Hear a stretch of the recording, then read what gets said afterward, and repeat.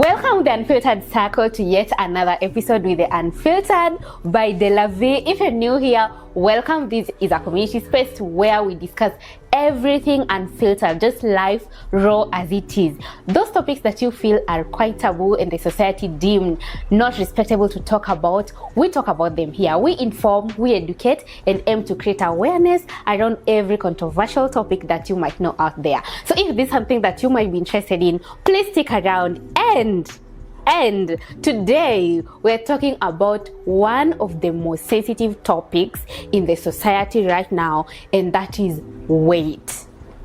You heard me right. Yeah, that's weight. So imagine being 22 years old, standing tall at 6'3", but whenever you walk inside the door, people don't see you for whom you are. Instead, they see you for your weight. What would that be, living in a body that society criticizes? Today, our guest is one of the most confident people I think I've ever met so far. And welcome to the Unfiltered Circle. I'll let her introduce herself, as she's going to tell you who she is and what she does and why she is here with us today. So, karibuni sana. Welcome to the Unfiltered Circle. Please introduce yourself to our audience. Okay, I'm Claire Nigesa Majoni. I'm a 22 years old girl. I'm a 6'3", 190 centimeters tall. Wow. 142 kgs. So you can imagine. Yeah, I can see being actually. Tall and huge at the same time. Yeah. It's a lot. But apart from apart from your weight and also your height, who is Claire apart from her height and also her weight? Who is she? What does she love? Where does she come from? Where did she grow up? So maybe a little backstory of your background. Okay. Yeah. I'm from Budalangi, Busia County. I was born and raised in Malindi coastal region. I'm the last born. Oh wow. And the only girl in our family. So you can imagine being the tallest cousin, the tallest sibling, like in the family, friends, like everyone you try to get attached with, like you're the tallest. You're just there like feeling like I'm not supposed to be with them. When you go maybe shopping with them, like you get umepata dress supu, a nice dress, you feel it's good. But when you put it on, in a car t-shirt, in a car t-shirt.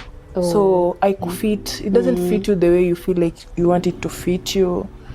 So it has been like a challenge. Oh, so challenging. That's okay. Yeah. So you mean that in you're a family of how many siblings do you have? Four. 3 boys, one girl, and the last born. Yeah. So it's not like your weight is not like inherited from your parents. When it comes to inheritance, like it seems like it's inherited because when you see my cousins, okay, my mom is not slim, is huge. She's huge. My dad is huge. My grandma is huge. My grandpa was tall and huge. So it was like, but I always felt like, mbona mimi, why me? Kwao wengine, okay, the other ones, body, weight, like kwao ndo wamepata. But as for me, like, I'm tall, I'm huge, I'm like, and a woman at the same time. That's really understandable why that might be very uncomfortable for you. Okay, at what point did you realize that actually your weight is a concern?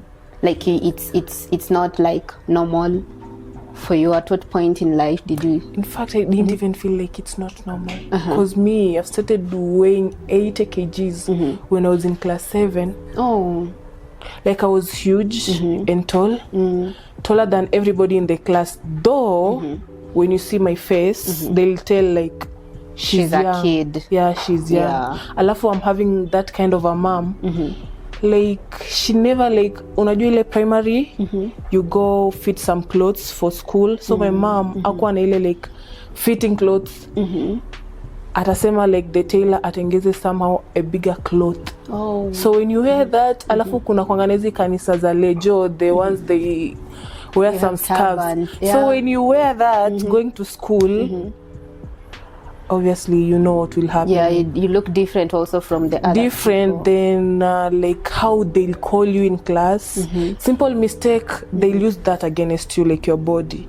Ona ule big baby. Adi, my son's teacher called me that once. Big baby. Big baby. It's a bad name. Felt bad, like I cried, lakini sasa nitafanya. So yeah, alichukulia maybe ameifanya kama joke kwa class during the science class, but the other students walichukulia personal, so like serious.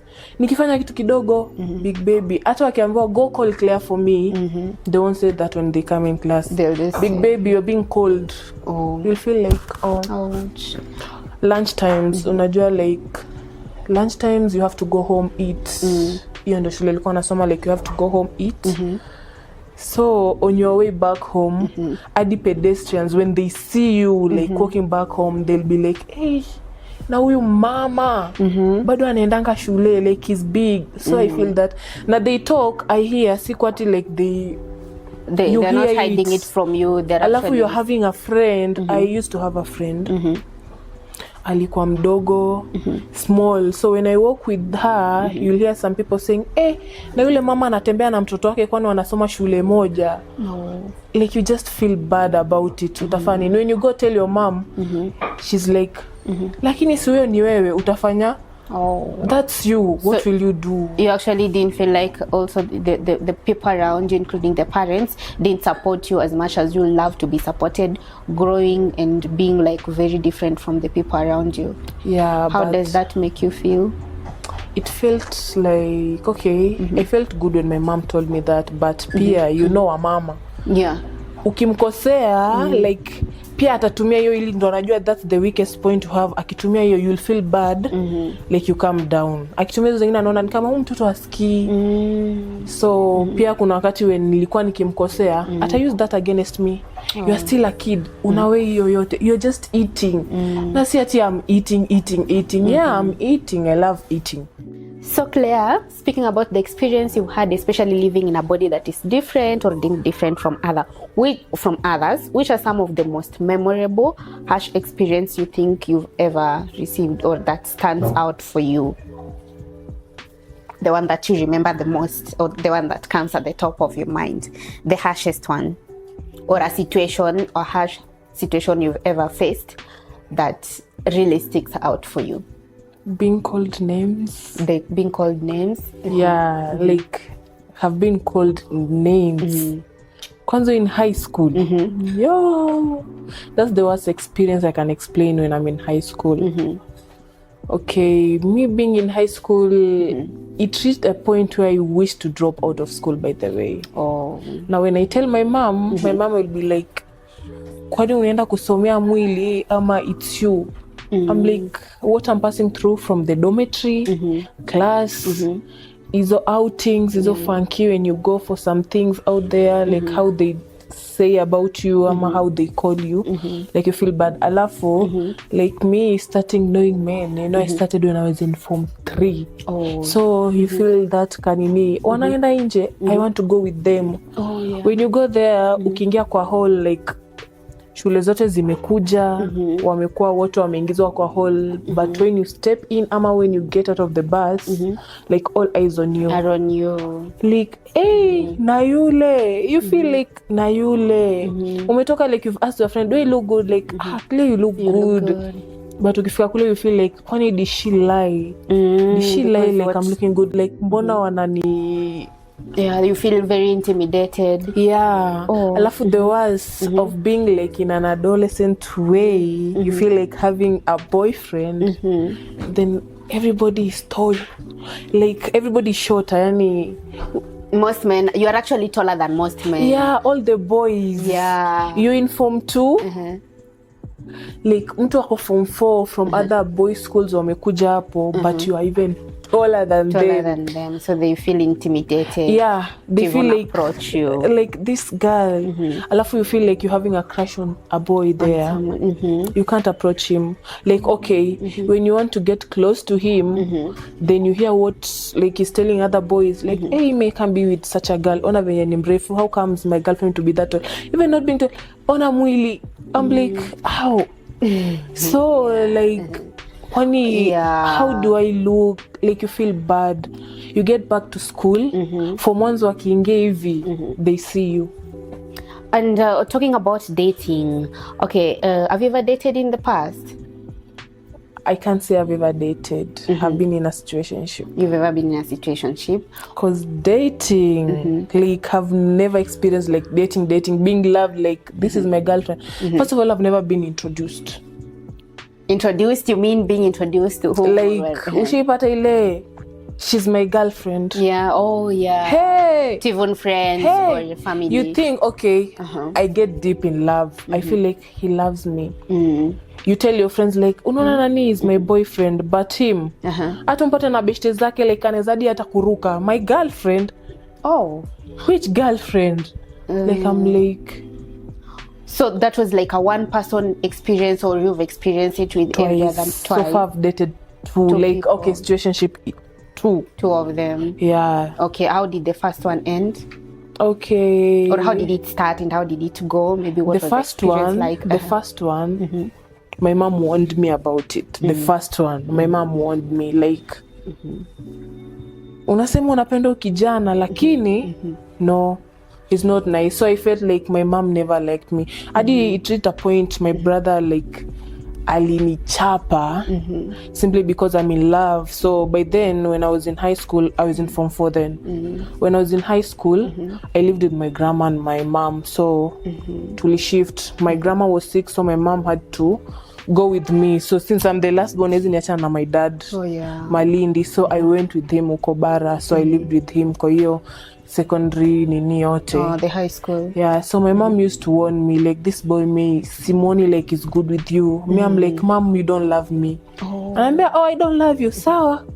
And that's a good point out there. If your parents, because I feel like parents know better to us than sometimes we think we do, and if they warn you about something, maybe it's something you need to consider. But I feel like my mom never liked seeing me with boys. Never liked seeing me with boys. But by then I started being rude, like, hey, when I can't be with a boyfriend, like, why? So I used to love that guy so much. That boy, in fact, he was in like nipamemaliza shule. Me, I was in Form 4.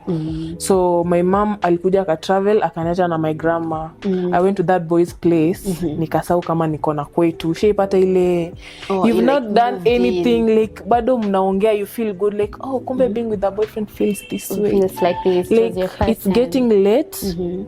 Ujui hadi alafu unajua nyumba za ushago you get lights azingi kwa nyumba ile sana, so you'll know bado ni mapema. Kumbe imefika saa 2. Siko home, my grandma is alone, my brothers wametoka ball, my brothers play football. Wametoka ball, Claire yuko around. When they ask my grandma, anasema mimi sijui, ametoka pa kuanzia saa 8. Sijui ako wapi. So my brother knew about the boy, so he was like, najua kwa mtu fulani. Alivokuja nikasikia sauti yake nikajificha. Like the boy helped me kujificha. Juu pia alikuwa anaogopa brother wangu alikuwa mkali. Nikajificha. But the cousin of the boy akamwambia wewe mwachile tu, brother yake anajua tayari yako hapa, so mbono umfiche. Tukatoka vizuri, I knew imeisha hivyo. The following morning, way alinichapa like your brother, your elder brother. Yeah, my elder So that brother. was like a habit. He used to like beat you up. No, that was the first time alinichapa. He never like, he always talks, wewe nikikushika acha tu. Wewe endelea tu kufanya hivyo. Ujui time za kurudi home. You are a girl. By 5 unafaa kuwa umerudi nyumbani. And young. Unafaa uwe ni mtoto wa shule. Kwa hivyo mmefunga sasa umekuja kusumbua nini. So my mom alikuwa anaisema kama joke kwake like, mimi nitaambia brother wako akuchape juu umefika point usikii. Nikikwambia fanya kitu na njibu venye unataka, you go to that boy. Ukisikia tu kijana, Cleando huyo ameenda. Kijana, you can't tell me anything about that boy. So my mom used to warn me. So when I went to school, kumbe my mom was observing the boy. Kumbe the boy was already dating somebody else when I was with him. I didn't know. So the thing I did, she never told me that time. After brother wangu amenichapa, got some injuries, nikachomwa na maji moto, so you know grandma amekutusi lakini at last bado atafanya. By then my brother was also dating a girl mwenye alikuwa bado high school. So my dad alimon like, don't na Claire usimshike, you're also doing that, what about your girlfriend? Si kwani yeye pia anachapa? You also bring her at home. So like achana na Claire as long as I behave. After that I saw like he was the perfect man. I never listened. Because I loved him. Mimi nilijua ananipenda like for the first time I'm told lakini kuna mse ananipenda. Were you of the same height or you were smaller or a bit like nilikuwa namshinda kidogo tu. Like kidogo like tulikuwa tunakaa almost. But then I remember I'm still growing. Like imefika to a point nimerealize I thought like mtu ananiambia kila hapo ndo umefika mwisho. With time I feel like I'm still growing. I'm growing taller until now hadi sijui kama hapa ndo mwisho. I don't know, I really don't know. You're 22. I don't know. When do we stop growing? I have no clue. As well. Maybe you tell us that. I have no clue, but I know I'm still growing.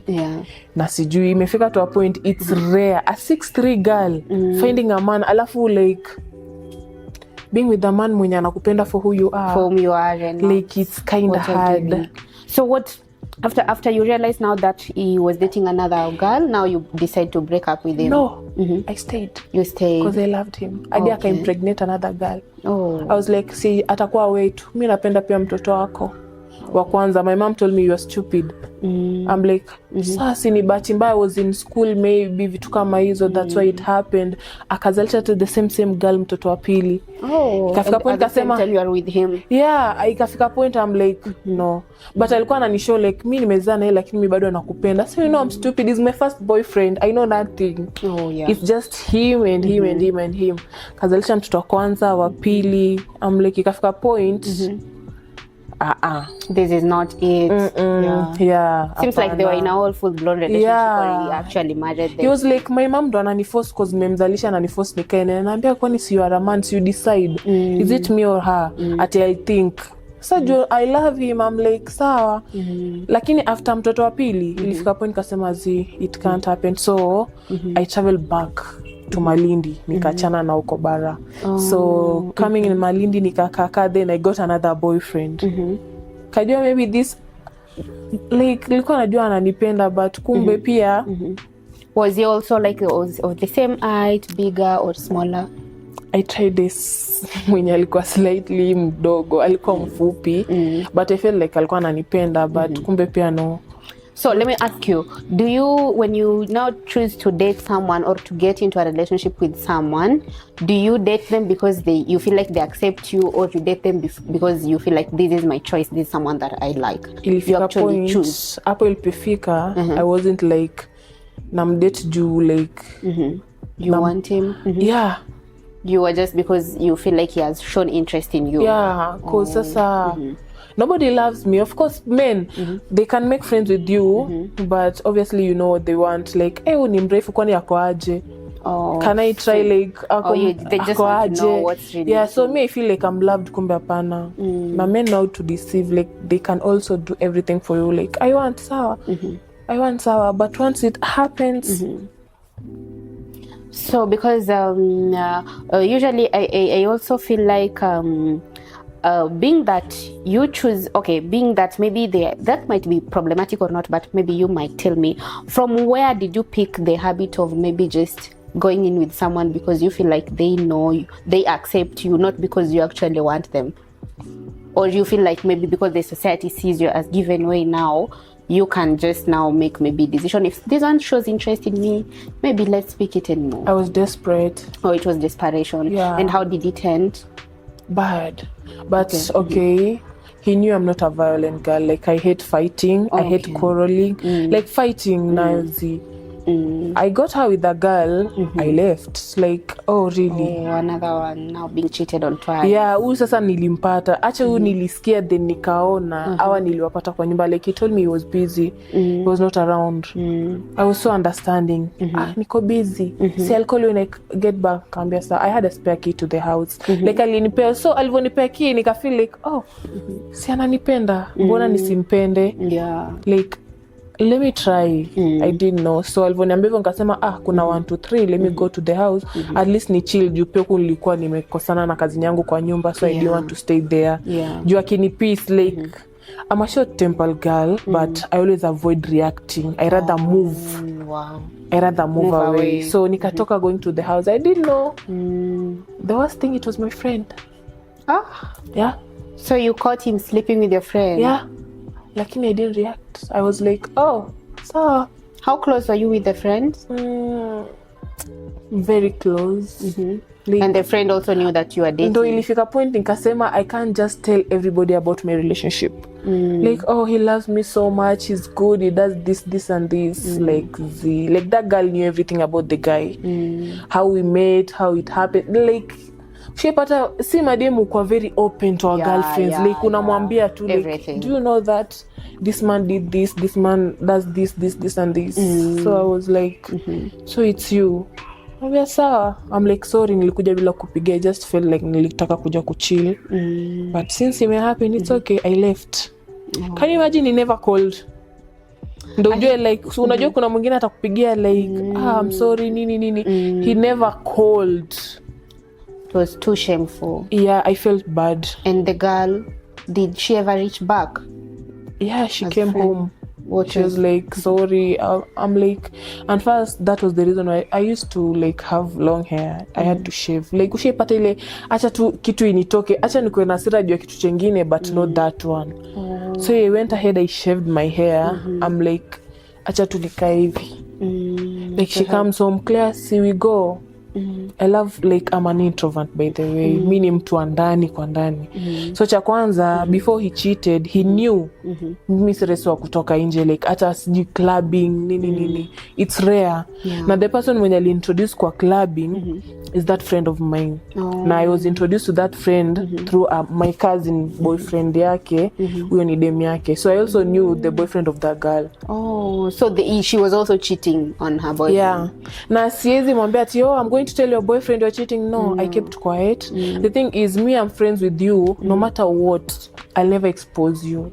I know everything about you, yeah, you know everything about me, but I won't go ahead telling, oh, see you did drama nini. You don't like drama. No, so the guy, it's like they've been walikuwa natukanga na dem.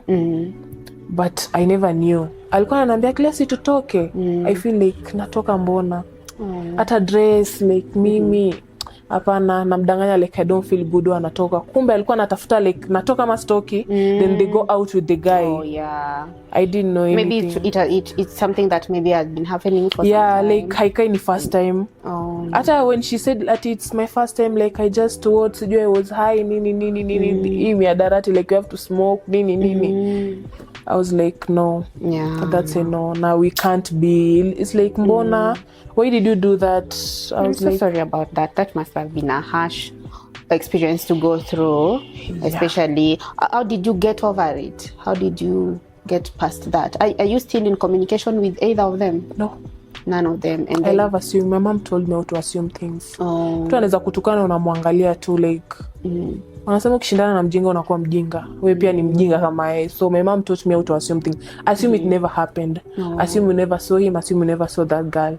Assume you are never friends. Just make you like, it was hard, but with time ilifika point.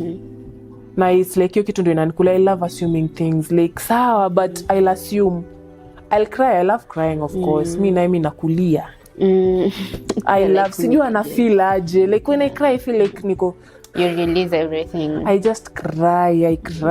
Lakini hata nikilia aje sisi kosa kula, I'll just find some snack, I eat, then I continue crying baadaye hivyo. As long as I don't see you, me I'm you okay. Can heal in peace. Yeah, very in peace. That's actually so nika focus on my studies. I continue going for classes. I come back home, classes hivyo hadi venye nimemaliza. I'm like, where you are right now, from where you are sitting, would you say that you've fully healed from those past two situation experiences and maybe open to try maybe a new relationship? And if you were to try a new relationship, actually, whom would you say is your ideal man? Please describe that for us. I can describe my ideal man. Like mimi, sasa nasema, I want my man to be this way, is it? No. Like, acha kuje venye anakuja, cause I don't know. Neza sema, I want this. Kumbe mwenye namtaka, like, I don't have. So you I don't care if he's tall, but I really love tall men. You love tall men. Lakini sasa acha saa zingine unasemanga si let the tall men remain with tall ladies. Mbona tall men with short girls? Tall men also love short girls. Yeah, unapata mtu like okay. But not all of them. I think I've seen a lot of also tall men with tall women. For example, Nara. You know Nara Smith? With Lucky and Nara Smith. Okay, I don't know ones from Kenya maybe. But do you know Lizzo? Mimi na social media pia. Oh, you're not on social media. I think that maybe you need to put some standards for yourself, because there's a man out there, trust me, who is dying to just get like a woman like you. I think it comes from self-confidence first, and then you have standards for yourself, and I think maybe then you can be able to attract the man that you actually want. Do you know men fear me? Men fear you. I think some men fear you. Do you people fear her here? Men fear me. Cliff, do you fear her? No. Men fear me. Do you fear her? No. I think maybe the men you've experienced, maybe. Okay. I only talk to people I'm comfortable with. Talking to. Yeah, like I interact with people like I feel comfortable with. Okay, I'm so talkative. I love talking. Mimi na jokes, kuongea, kufanya every kind of shit I can do only with a comfortable person. With someone you're comfortable. If no, mimi ukinipata kwa barabara nikitembea utashangaa. I'm very serious. Like okay, serious nilichukua I think from my mom. My mom is very serious. Unless amekuzoea, uta feel like the best part about her. So how do you in your life put yourself out there to meet new people? I don't meet new people because I'm always in mimi classes ndani ya nyumba. Okay, I live Pipeline, Embakasi. Kitambo hata au majirani wanione. Okay, ndo nimekuja. I was in school. In fact, I'm supposed to graduate the 13. Nafaa kurudi Mombasa, but I'm not sure kama nitaenda graduation yangu. So niko pale lakini kitambo mtu anione. Like me, I'm in love with inside. Mimi na TV, I search what I want, my phone, play games. Kama kila mtu ametoka kwa nyumba, I do witchy things. You know, girls with witchy things. Kama kwa peke yao kwa nyumba. What are the witchy things? Like witchy things, like okay. You feel like dancing, nobody's at home, close the doors, mbona I be with clothes, you do your shit, like you feel relaxed, unafunga madirisha, like okay, balcony ufiki, unajua uwezi jua nani ako na camera, this place, you just do your shit inside there, do this and this way, have fun, alone. Kisikia mtu anagonga huyo unavaa dera, like you know us with deras from the coast, unavaa dera, do you want nini, do you want TV, but mimi kutoka nje, like I'm not that okay. If you're an introvert person, it's okay, but I think there are also some ways of even introvert people to meet people out there. I think maybe mostly online, but we'll get back to that later. So my next question is, what's something you wish people understood about living in your body? Like you wish more people understood about what it takes to live in being a plus size, a young plus size beautiful woman. But I never believed like I'm beautiful, to be sincere. Because chenye nimepitia, I feel like I'm ugly in a way, but they don't tell me. No. Yeah, so cha kwanza mimi nimepitia hard time. Siwezi sema ati I've passed through nice times. Sijui nini. Have once met a tall girl. Tena I was clubbing. Na nilikuwa nimetoka na huyo. Like I was shocked. Kumbe kuna wasichana refu. Though she was slim. She pata like ni slim lakini ni mrefu. I'm like kwani mimi na huyu, like I felt good though. Then the best part, like she asked me if we can dance. So I was like okay. I was so like we can. Like I wished like she was also my friend. Like mi utamani kuwa na warefu wenzangu, like ushaipata ile at least mtu mwenye me, most of my friends nikisema I make friends, they're always shorter than me. Very shorter than me. So like finding tall girls. Alafu cha kwanza, the worst experience nyingine ni ngumu hata mimi mwenye kupata attachment. What I did, mimi nimefanya cosmetology na beauty therapy. So kupata attachment, it was so hard. Ikafika to a point, my aunt mwenye alikuwa ananielewa, ilibidi aninunulie vitu nijitrain mwenyewe kwa nyumba through like TikTok ama ningie YouTube. I see, I do them to myself. Hivyo ama nimfanyie, cause unaweza enda spa. Upeleke like you want an attachment. They won't tell you no directly. They'll be like, hey, na wewe si unaweza finya wateja wangu. I'm like, why? That's harsh. So And you feel, unreal. Because they are bigger clients actually. Yeah, lakini sasa oni hiyo anaona like mimi ni mkubwa sana, like anaona ni kama naweza umiza wa clients. Siwezi pata job. Kwanza nimekuja huku juu obviously in Malindi. Sijafanya kazi, like siwezi pata job. They judge me like, ni mkubwa. The same way to men, unaweza pita hivi akwambia na yule akikukelia sana anaweza kuua, yule ukimkosea sana anaweza kuchapa kwa nyumba, yule ukimfanya like they see so they don't see past your body. Yeah, they only see what she can do. Even though me, okay, I'm a short-tempered, but I don't like at fighting. This is the Unfiltered, and welcome to the Quickfire. How are you, Claire? I'm good. I have 5 quickfire questions for you, and you have 2 seconds to answer each one of them. Are you ready? I'm ready. Very ready. If you wake up a millionaire tomorrow, what's that one thing you're buying? Okay, we'll start again. That's not quick. If you wake up a millionaire tomorrow, what's that one thing you're buying? A house, of course. A house. Okay, would you choose a poor man who is good in bed or a super ugly man who have money? What's money? Yeah. A poor man who is good in bed or an ugly man with money? Super ugly. Super ugly. Let's go. Okay, what's the most embarrassing thing you've ever done in public? This is Quickfire. What's the most embarrassing thing you've ever done in public? Pushed someone intentionally. Oh, they fell down.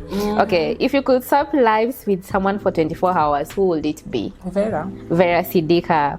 If you could move to any country tomorrow, where would it be and why? Hi. Dubai. Yeah. Okay. Would you rather never use social media ever again or never watch TV ever again? Never watch TV ever again. Okay. Who is your celebrity crush?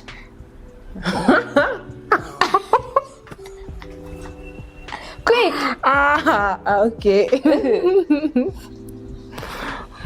Obviously, Calligraph Jones. Yeah, Claire Jones. Yeah, Calligraph. I hope he sees this. All right. Yeah. Thank you. That's the end of our Quickfire, and see you again next time. How would you describe your personality to someone who is meeting you for the first time? Nitataka ajione, siwezi ji-explain sana kwake ati mimi I'm a nice girl. The only thing I know, like, I'm just cool. I'm cool, but it depends pia. I don't laugh with everybody. Calm. Yeah, I don't quarrel. I don't know how to quarrel, to be sincere. I don't know how to quarrel. So kuna vitu zingine me I don't know.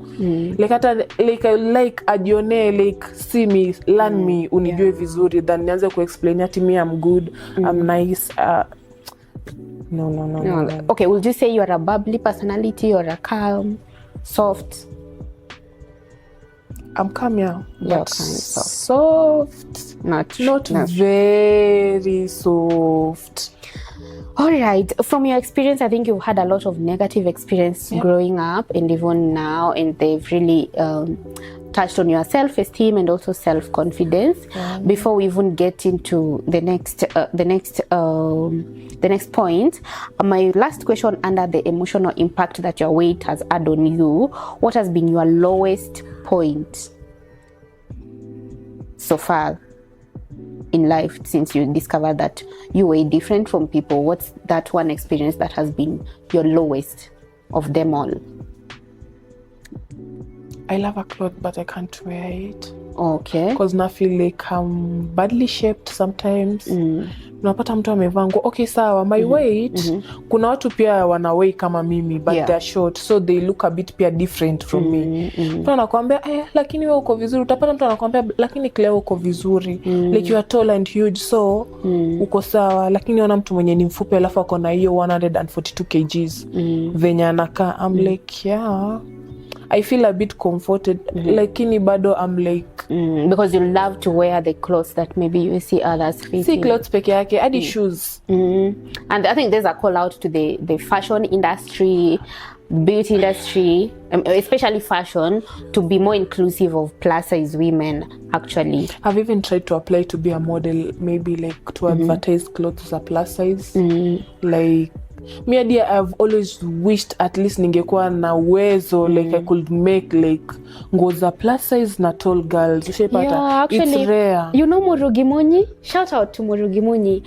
She was okay, of course right now she's doing she went through weight loss and she's doing way better. Right now she's not as plus size as she used to be, but I remember because I followed her for the longest time, she was a plus size as well. And one of the things that she highlights is that she used to struggle to find clothes for plus size women, and that even inspired her to create a brand called Wild by Murugi, which was like majorly for clothes for plus size women. At some point she decided to close it, but that story was really catchy for me, because I'm not a plus size. I don't know how to the experience that those people go through, but I was like, wait a minute, I mean, in the industry, in the fashion industry, you don't find like a lot of clothes that fit plus size women, and I think that's what you're saying right now. Alafu ikuje pia kwa urefu. Utapata nguo lakini urefu yenye unataka. I only have one cloth that I love so much. Nilipata kwa mtumba, by the way, it's a palazzo. It's hadi nikashangaa kwani nguo kuna mtu mwenye ni mrefu kama mi. Okay, they say it's from Germany, but the Germany girls are tall, men they're tall. So I used to love that. So sometimes lakini nguo ya dukani, to be sincere, mimi sina nguo hata moja ya dukani. Like nguo ya dukani like nimeenda boutique, I need a cloth. You'll never find. I don't have. See, actually I've never find, but I don't have. Inaweza pata maybe ni hizi nini, but zinakuwa 3/4 kwangu. Oh, they don't fit us. So I have to go to the second hand clothes, try find the best cloth for me. Yenye ita look good on me, like mtu asinijudge like na huyu kwani. Na pia my mom for that kunifanya ni feel comfortable, anambia after all second hand ni nguo nzuri, utapata nayo na mtu mwingine.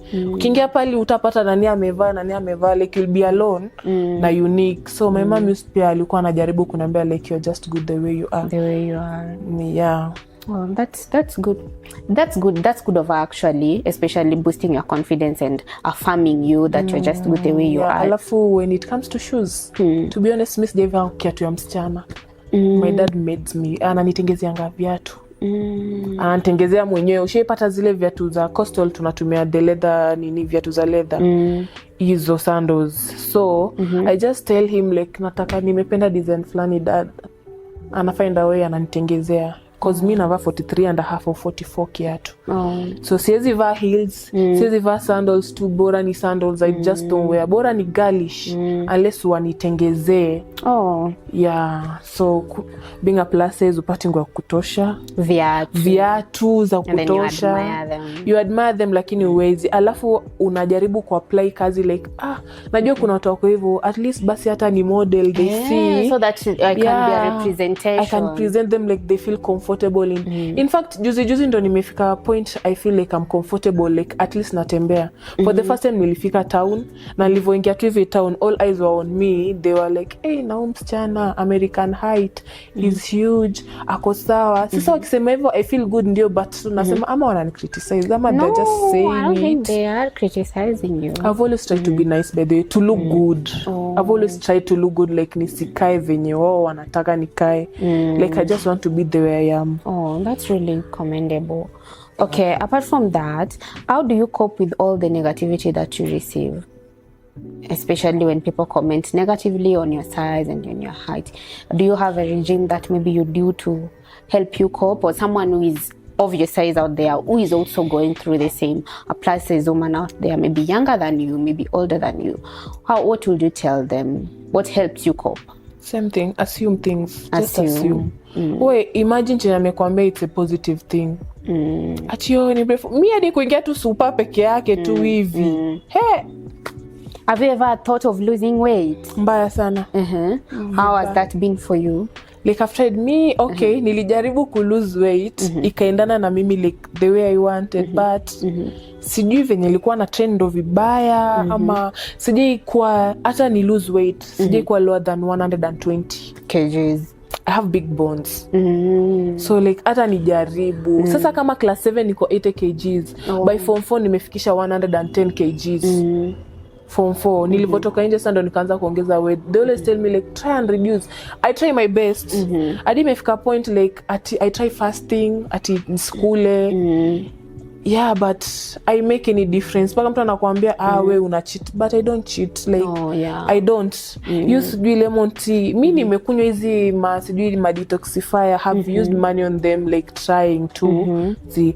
I went to the gym, ikafika kati nikaanza kukaa like I'm being like a man. Na I didn't like that venye walking style yangu ilifika kati ka change, like nikaanza kufeel like alafu istoshe going there most of the time ilikuwa si train na wasichana. I used to weigh.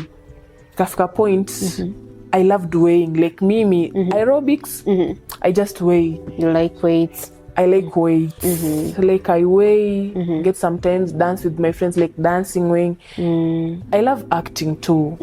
So kitu yenye iliring kwa akili ni if like si you know Mamito and Awinja, they look good together. What if mimi niseme I get to the squad nikue mimi na Sandra Ndacha, you get how venye itaka, like we be there. I love acting, though I've never tried. I'm sure I know and I can cope with that. That's not into things like it trying. Hata nikijaribu na try wapi, ukienda pale mtu akwambia hapana ama akukataze tu, you know it won't work. Wewe unajua umetoka pale ati will check up to it, will look up to it, lakini they won't call you. So it has been like a challenge to you. Yeah, like people sijui wananiona aje, sijui venye watu wananiona, cha kwanza sijui venye watu wananiona. So it's hard getting work. I love acting. In fact, I wish. And are you on social media? I can try that. I've never tried things. You've never tried? I've never tried. But I always know like I'm good at things. Okay. Ni venye mimi ndo nimejifungia cause I feel like I'm not good. Good enough. I'm not good enough. That's it. Ndo maana ilifika point I'm just in. Acha nikae peke yangu cause I feel it's good. Yeah. And you feel like you have like a lot of passions, which I feel you do as well, that might actually do well and even get rewarded more and more, especially in this generation. Yeah, I know. Acting is something very big. I know. And for your, because you see, if you look different, I feel it's a blessing. You see someone like Gen Z Goliath. I feel like if Gen Z Goliath decided that, you know, I'm too tall and young at the same time and huge for my age, let that take me down, I don't think he would have been getting the deals he's getting right now. No. The industry is so ripe for people who look different, but it has to, I think, come from within. Maybe we'll get to that later. Maybe we can get to how you might maybe explore things like therapy, because I feel self-confidence is built from first trying and allowing yourself to fail and putting yourself out there, but mostly importantly, believing in yourself. Which are some of the celebrities or people out there that are of your size that you actually admire? Female or male? Both male and female. To be sincere, I mean, since high school. Tuseme primary tokea naanza kujigundua. The celebrity mwenye mimi nilikuwa tu like a male, mwenye I always felt like huyu ni mkubwa wako sawa, is Calligraph Jones. To an extent mimi hadi ukiangalia social media yangu I'm Claire Jones. Ushipata ile like I feel kumbe wako huku nje. Yeah, so ikifika to male, Calligraph Jones. Like ni wengi, say imefika to a point ni wengi wenye una feel like ikifika to ladies, I've never seen a lady taller than me in Kenya. Sijui kama sifuatilia ama. But si lazima akue taller, maybe you just admire them. Vera Sidika. Mwenye nasemanga hii mwili yangu watu wanashinda wakiniambia nakaa vibaya, saa zingine wananidiscriminate, wananijudge. Nasemanga siku nitapata do. Just make the body you want. Just make the body that you feel comfortable in. Iyo tu. Yani saa zingine I look at her, I'm like niye tu like there's a perfect body for you. Like say apart from perfect, tengeza mwili unataka. Watu waongee sawa, lakini tengeza mwili una feel comfortable in. Kwa comfortable with it. Very hata mseme sijui inakaaje, sijui iko vipi. Kwa shauri zenu. I know what I gain from my body. So mimi wanasemanga like when I get good money. I'll try. I'll do it. I'll do. I can't wait to see the transformation. Alafu sasa wanasemanga, alafu sasa zingine wanajipicture na taswira, I'm like sasa nikuwe kama vile, alafu sasa unajua Vera ni mfupi. So imagine I'm that way. Alafu mimi ni mrefu. utaua. Ujui, yani kuna venye wana feel like, yeah, God, definitely, yeah. God, Mungu jamani hata wanione. Kwani mnioni? Tunakuona. On the same phrase, on the same point, what's one of the things that you are most proud about yourself? One of the things that maybe people might not know, but what's something you are proud of yourself for that maybe we won't expect? My face. Your cute face. Like, yeah. I'm really loving my face sometimes. Lakini nimefight pimples. Thanks to Ganya. Yeah. Thanks to Ganya. Nimejaribu. Like, I'm really. Kwanza nikijiangalianga saa zingine kwa kioo. By the way, I don't love makeup. Mimi na makeup, like, nadhani hizo ndo zilinileteanga shida wakati nilikuwa nafanya practicals shule sana. So, like, kafika point, nilivyoacha, nikasema kumbe hata I look good. Mimi nawacha na lip gloss. Have never tried though. Mimi, like, ile serious sasa, clear do a makeup. My face. Alafu sometimes, when I get a perfect cloth for me, nikijiangalia kwa kioo na feeling, lakini tumbo ndo inaniharibia. Itumbo ndo inaniharibia. Mbona iko hapo? Tutaitoa. Ngoja nipate pesa. Like, kuna nguo kivaa, kuna nguo, like, I do have some clothes. Mimi niko na ile tabia, nimependa nguo. Najua it won't look good on me, but I'll buy it because I love it. You like it. Ama nipate not my size, I buy it for my friend. Like, imenipendeza. I'm that kind of a girl, like, nikiona kitu nzuri, I won't leave it. Bora niko na hiyo door, I buy, give it to a friend, ama ni buy niweke. Time ikifika nikiona mtu, like, I give it out. Do you feel like, but it's so good you loved it. Yeah. I think it's a call out to the fashion industry, people who are in the fashion industry. Please be inclusive, especially in sizes. Make clothes for plus size women and have models for plus size women. Someone who has maybe a business idea, pick that as a business idea. I think it will boom. Not just in Kenya, even in Tanzania, even in Africa, Europe, everywhere across the world. Yeah. Okay, into our last segment of our questions. Okay, do you think people never see past your body? Yeah. Okay, why is that so? What makes you think? If they knew I was someone who is cool, good, like, niko, hawangekuwa wanashinda wakiona mwili yangu ndo I judge. Wangefikiria, can Claire do this? Can Claire do that? Can Claire do this? Si ati ile mwili. Si ati ile mwili. Ama, like, unakaa serious sana. Wewe nikikuandika, si utafukuza wafanyikazi wangu, utafukuza wateja wangu. Wewe nikikuandika, you look like a bully. But I'm not a bully. Like, you look hivi because of your body. Unakaa hivi because of your body. Yani everything that comes, it's your body. Everything that comes, it's your body. Wewe ni mkubwa sana. You are too big. Hata wakuji sasa inafika point hata waangalie urefu. You are too big.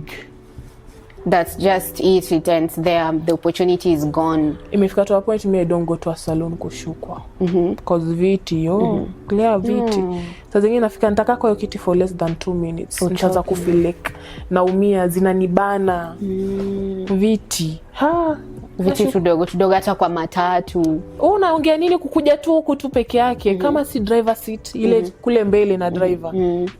Na feel vibaya sana.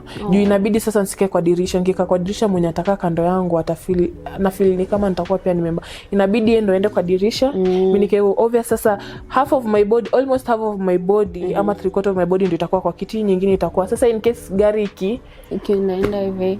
It's uncomfortable. Like, so like magari, like, being just in public is very uncomfortable. Do you think maybe that's what contributes to you not being as outside?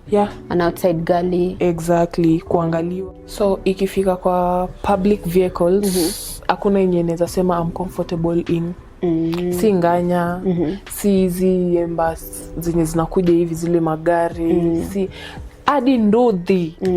Sometimes kitambo upate mtu wa nduthi mwenye anakubali kukubeba ni mtu mwenye like I don't know, like, this is a hassle, mbona ni deny, acha tu nimbebe.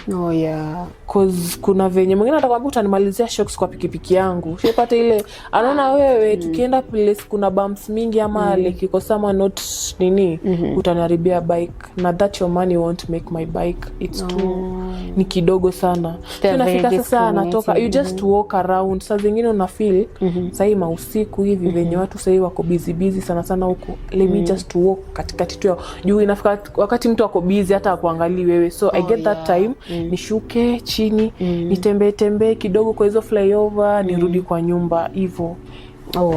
And do you have any health challenges that maybe you are struggling with because of the weight? No, ulcers too.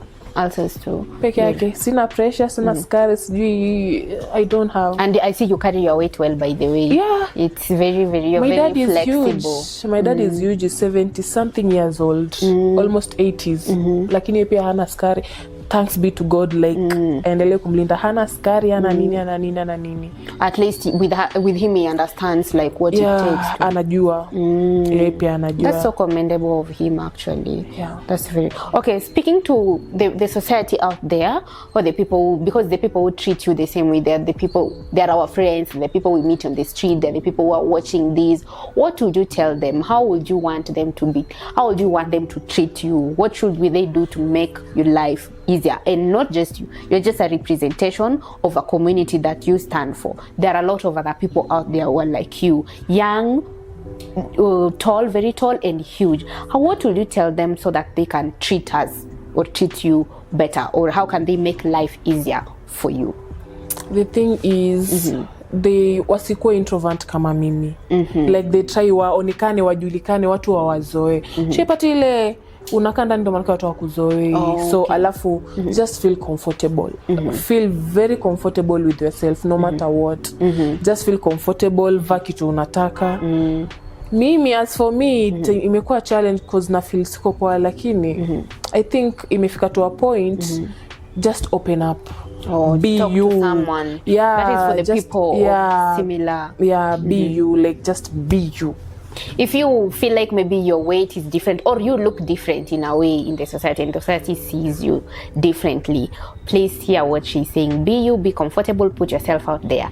Now that is to the people who are of her, who are like her. But now to the society, or now you who is watching, or these people who treat you, the borders who don't want to carry you, the business owners who don't want to employ you, who feel like maybe you are going to frustrate their clients, the friends who, or the men who sees you as different and maybe don't value as they would value other people, to the family members who think that you're different and maybe treat you in a more negative way.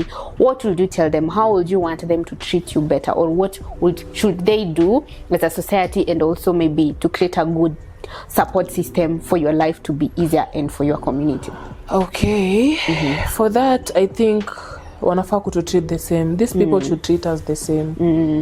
I'm a girl. There's no difference between me with other girls. The difference is ni body structure. Yeah. We are built different. Kuna watu wako na small bones na kuna watu wako na big bones. Kuna mtu wako na big bone, no matter what you try to do to lose weight, you'll never lose weight to an extent penye unataka, because your bones are too big. You'll never look petite. Utakuwa tu venye uko. Alafu like, we are not I am still insisting on that. We are not different from others. Ni venye tu our body structures are different from others. Body structures, like mmeshinda mkifocus sana kwa body structure mtu ndo muemploy mtu. You just judge someone by just seeing him or her. It doesn't feel good. Hata I'm sure hata huyo Gen Z Goliath, I'm sure ametafuta kazi sana, like ikakuwa ngumu kwake. Ngumu sana. So ikabidi tu maybe afanye kitu yenye anaona like ni easy for that time. Sasa hivi amekuwa high kiasi, utapata mtu anakuambia can you call him?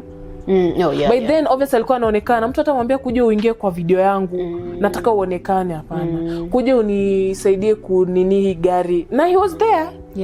He was there. Lakini sasa hiyo ameona like kuna mtu like ameona hiyo kinini. To be honest, you know, even sometimes talk to some celebrities, but they don't see me. Utatuma text, itakuwa tu hapo hivyo, they don't open, they don't mwingine anakuambia kabisa like anakudodge. Me, I have one. I won't mention him. I have one. Niko na namba yake. We talk. Inafika kati anakuambia, so you said we meet today, you want to interview me, like you want to know blah blah blah. Atadodge hiyo swali. anakuuliza what can you do, like unakuwa open. Unajua being open is the best thing na being honest.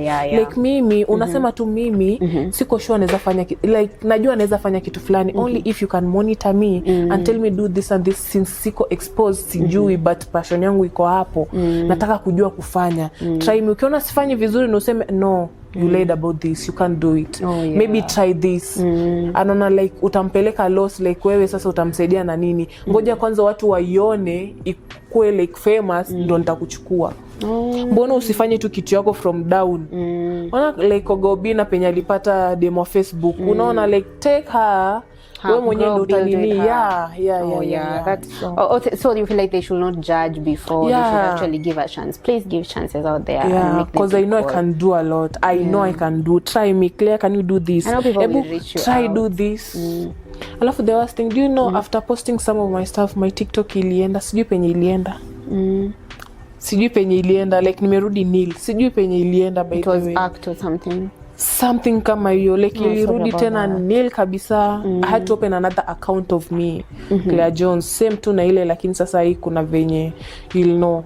You'll tag it somewhere, Claire Jones on TikTok. And thank you so much for being honest and being open and being a representation. I know a lot of people out there are struggling with the same concerns you're struggling with. Maybe they don't just have a voice to speak it. Thank you for your honesty and thank you for being a voice to them. And I say, as we usually say even in the society, we talk about self-love, we talk about confidence, but do we really support people? I want you to think about that. Do we really support people when they show up as whom they are? Because no one chooses their height, no one chooses their weight. Sometimes you're not in control of that, and however much we even shame them or we even say negative things to them, we're just contributing negatively to this and sending more people to depression, to suicide. I would actually challenge you to show up better to these people and also give equal opportunities regardless of size, regardless of age or weight to the people. Thank you for watching to this end, and I think we come to the end of our episode. Thank you so much for showing up, and I would love to host you again. Karibu. Thank you. Bye. See you in the next episode. Bye.